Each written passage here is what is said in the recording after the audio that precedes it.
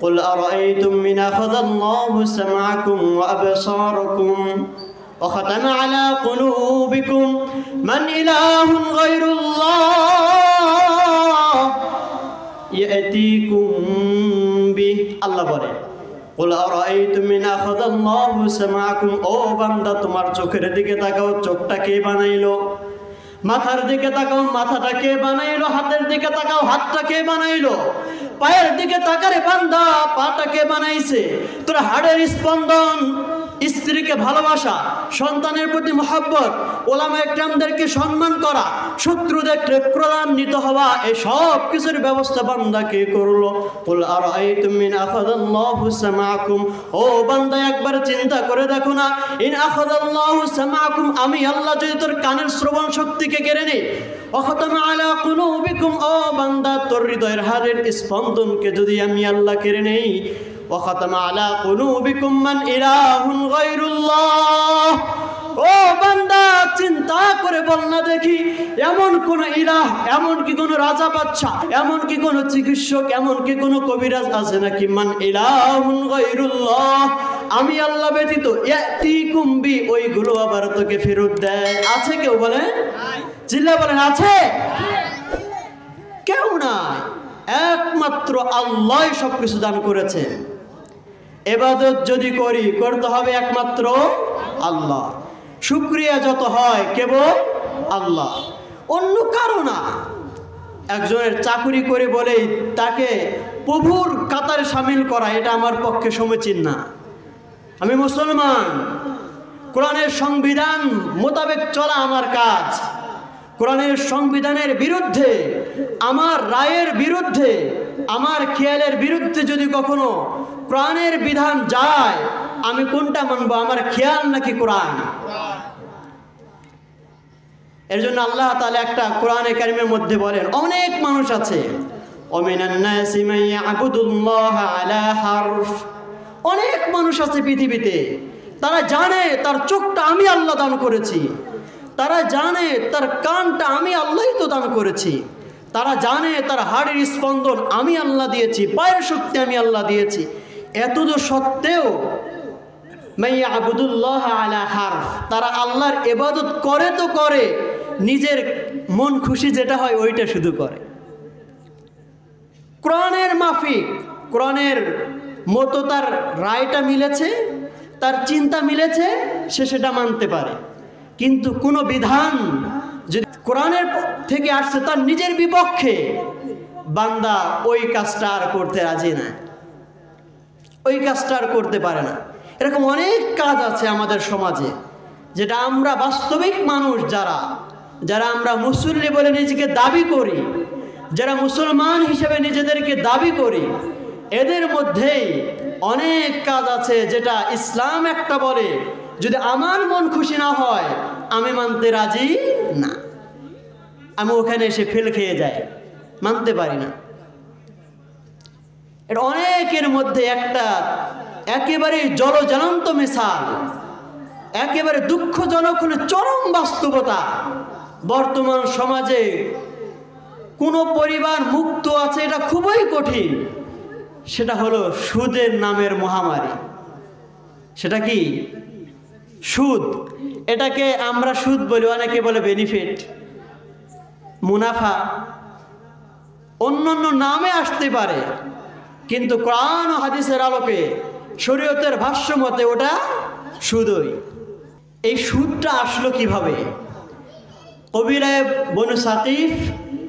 এবং কবিলায়ে মখজুমি গোত্রের লোক ইসলামের পূর্বে তাদের মাঝে সুদি কারবার থাকতো ঋণ দিত আর সুদ কাকে বলে কুল্লু করজিন জাররা মানফাআতিন ফাহুয়া রিবান প্রতি ওই ঋণ যার বিপরীতে এমন কোনো অংশ নেওয়া হয় যেটার বিপরীতে কোনো অংশ নাই এক কথায় বলতে গেলে অন্যের হককে মেরে দেয়া আমি ঋণ দিয়েছি 100 টাকা কিন্তু নেওয়ার সময় নিলাম 110 টাকা এটাই এই 10 টাকাই সুদ এই সুদি লেনদেনটা তাদের মধ্যে ছিল রাসূলুল্লাহ সাল্লাল্লাহু আলাইহি ওয়াসাল্লাম যখন আসলেন এই কবিলায়ে মখজুম এবং কবিলায়ে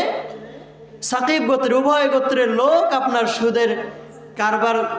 মধ্যে লিপ্ত আছে রাসূলুল্লাহ দাওয়াত দিয়েছে ইসলামে সকলে মুসলমান হয়ে গেছে মুসলমান হওয়ার পর এক দল এবার বলে, ভাই তোমরা যে সুদি টাকা পাও ওটা আমরা আর দিতে পারবো না। কারণ কি? কারণ ইসলামের মধ্যে সুদকে নিষেধ করা হয়েছে। ইসলামের মধ্যে এখন যেই দলকে নিষেধ করছে ওই দল তো মানতে রাজি না। হ্যাঁ, আমরা সুদের টাকা পাই, 1 লাখ টাকা পাই, ওইটা আগে দাও দেখি, মানতে রাজি না। যখন এরকম হলো তখন একজন সাহাবী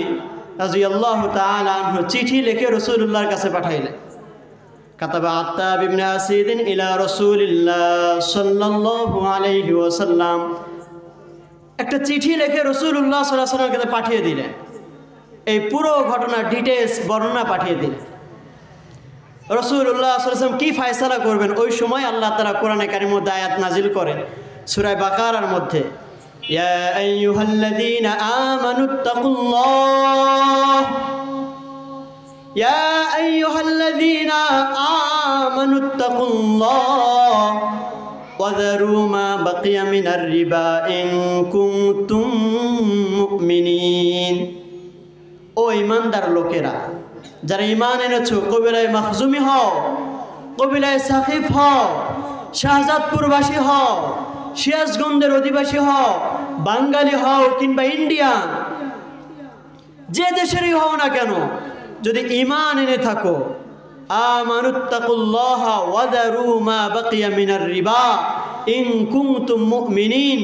তুমি যদি নিজেকে মুমিন হিসাবে দাবি করতে চাও, যদি মনে করো হ্যাঁ আমি ঈমানদার হিসেবে আল্লাহর কাছে দণ্ডায়মান হব,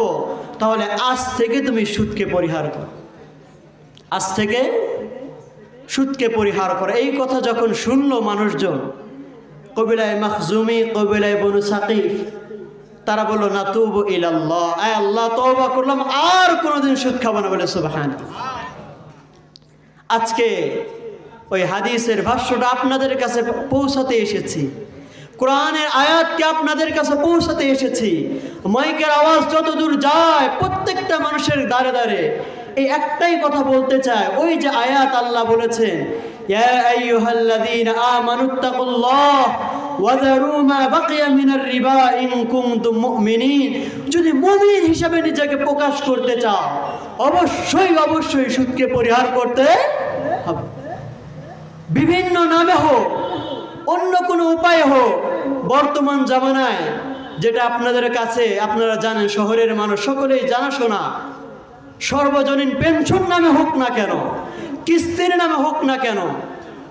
এনজিওর নামে হোক না কেন, লোন নেওয়ার নামে হোক না কেন, প্রতিটা সুদ, এই সুদ থেকে বেঁচে থাকতে হবে। আমি বান্দা যদি সুদ থেকে বেঁচে না থাকি, আল্লাহ বলেন যদি সুদ আমি তারপরেও খাই, তারপরেও যদি সুদ থেকে আমার মনটা না নড়ে, যেখানে তো লাভ আছে, আল্লাহ বলেন ফাইল্লাম তাফআলু ফাযানু বিহারবিম মিনাল্লাহি ওয়া রাসূলি। ও বান্দা, তোমার কানে এই আওয়াজটা পৌঁছলো, আমি আল্লাহ নিষেধ করেছি সুদ খাওয়া যাবে না, আমি আল্লাহ নিষেধ করেছি সুদ ভালো না, সুদটা হারাম। ও বান্দা, তোমার কানে এই আওয়াজটা যাওয়ার পরেও যদি তুমি সুদ খাও, মনে রাখবা ফাইল্লাম তাফআলু, এরপরেও যদি তুমি সুদের মধ্যে লিপ্ত হয়ে যাও, তুমি সুদের মধ্যে তো লিপ্ত হলে না, ফাযানু বিহারবিম মিনাল্লাহি ওয়া রাসূলি, তুমি বান্দা আমি আল্লাহ ও আমার রসুলের সাথে যুদ্ধ ঘোষণা করলাম। আমি আল্লাহ, আমি আল্লাহ, ক্ষমতাধর আল্লাহ। কিয়ামতের ময়দানে বান্দা তুই উঠবি, তুই ঘামাক্র সাগরের মধ্যে হাবুডাবু খাবি, আমি আল্লাহ কিন্তু কিয়ামতের ময়দানে তুই আমার সামনে উঠবি, জাহান্নাম কিন্তু তোকে ডাকবে হালমি মাজিদ করে, আমি কিন্তু ওই আল্লাহ, ওই জাহান্নাম থেকে মুক্তি দিতে পারি। কিয়ামতের ময়দানে আমার সামনে আসবি, পুলসিরাতের পুর কিন্তু তোকে পার হতে হবে বান্দা, আমি আল্লাহ যদি না চাই তুই কিন্তু পুলসিরাতের পুল পার হতে পারবি না বান্দা, আমি আল্লাহর সাথে যুদ্ধ ঘোষণা করবি। সম্ভব? সম্ভব বলেন? আমার রাসূল ফাযানু বিহারবিন মিনাল্লাহি ওয়া রাসূলি, আমি আমার রাসূলের সাথে তুমি যুদ্ধ ঘোষণা করো। জানো না কি রাসূলের কি অবস্থা? কাল কিয়ামতের ময়দানে আদম থেকে নিয়ে ঈসা আলাইহিস সালাম পর্যন্ত প্রতিটা নবী মাটিতে ঘিরে পড়বে, বলবে নাফসি নাফসি নফসি নফসি,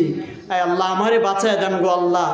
আমি আদম আমার সন্তান হাবিলের কথা বলি না, আমি আদম আমার স্ত্রী হাওয়ার কথা বলি না গো আল্লাহ, আমারে বাঁচায় দেন, আমি তো বাঁচতেছি না, আমারে বাঁচায় দেন আল্লাহ। নূহ আলাইহিস সালাম বলবে সন্তানদের চাই না। ইব্রাহিম আলাইহিস সালাম বলবে ইসমাইলের কথা জানি না গো আল্লাহ। প্রতিটা নবী,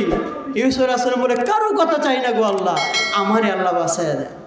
ময়দানের এক পাশ থেকে দেখবে একজন একেবারে